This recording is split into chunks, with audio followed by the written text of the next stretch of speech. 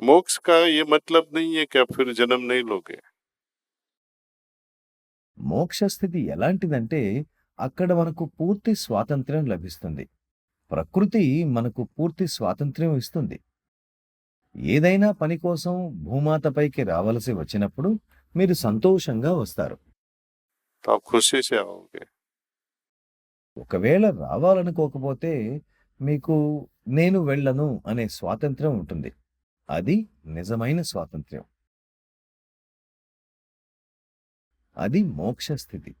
ముక్తి అనేది తాత్కాలికమైనది. मुक्ति और मोक्ष में बड़ा फ़र्क है।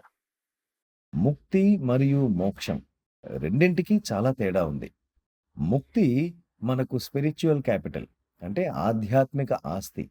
ఎప్పుడైతే ఈ ఆస్తి పూర్తయిపోతుందో అప్పుడు తిరిగి ఇక్కడికి రావాల్సిందే. మోక్షం అనేది కనీస స్థాయి, చాలా చిన్న స్థితి. దానిని దాటి కూడా చాలా విస్తారమైనది ఉన్నది. విస్తారమైన పిండ ప్రదేశం, దాని తరువాత బ్రహ్మాండం, అనంతరం పరబ్రహ్మాండం, దాని తరువాత కూడా విస్తారమే విస్తారం. తరువాత శరణాగతి వస్తుంది.